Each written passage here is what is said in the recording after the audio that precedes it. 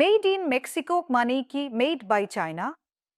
মেক্সিকোতে চীনা বিনিয়োগ বেড়ে যাওয়ার ফলে মেড ইন মেক্সিকো পণ্যগুলোর উৎপত্তি নিয়ে সন্দেহ সৃষ্টি হয়েছে।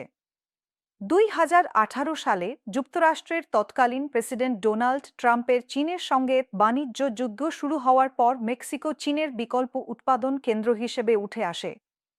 সস্তা শ্রম, উন্নত অবকাঠামো এবং যুক্তরাষ্ট্রের সঙ্গে মুক্ত বাণিজ্য চুক্তি মেক্সিকোকে এক্ষেত্রে এগিয়ে রাখে।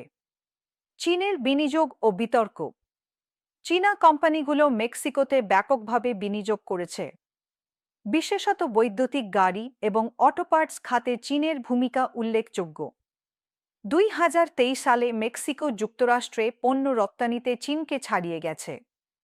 তবে এই রপ্তানির মধ্যে চীনা উপাদানের অংশ বেড়ে গেছে, যা 2002 সালে 5% থেকে 2020 সালে 21% পৌঁছেছে।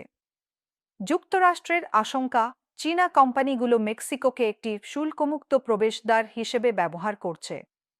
যদিও মেড ইন মেক্সিকো পণ্যে চীনা উপাদান ব্যবহারের সব ধরনের নিয়মনীতি মেনে চলার দাবি করা হয়, তবু মেক্সিকোতে চীনের উপস্থিতি নিয়ে রাজনৈতিক উদ্বেগ ক্রমেই বাড়ছে।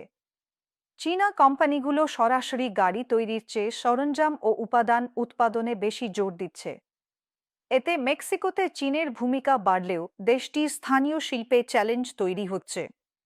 মেক্সিকোর অবস্থান ও ভবিষ্যৎ। মেক্সিকো চীনের বিকল্প সরবরাহ চেইন গড়তে চায়, কিন্তু এর জন্য প্রয়োজন পর্যাপ্ত বিনিয়োগ ও দীর্ঘমেয়াদী পরিকল্পনা। যুক্তরাষ্ট্র মেক্সিকো কানাডা চুক্তি এর ভবিষ্যৎ 2026 সালে পর্যালোচনা হবে।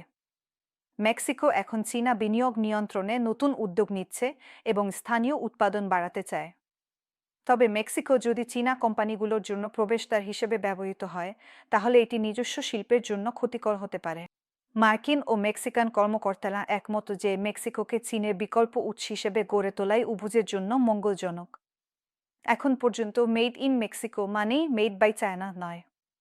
তবে চীনা উপাদানের ব্যবহার মেক্সিকোর রপ্তানিতে গুরুত্বপূর্ণ ভূমিকা রাখছে।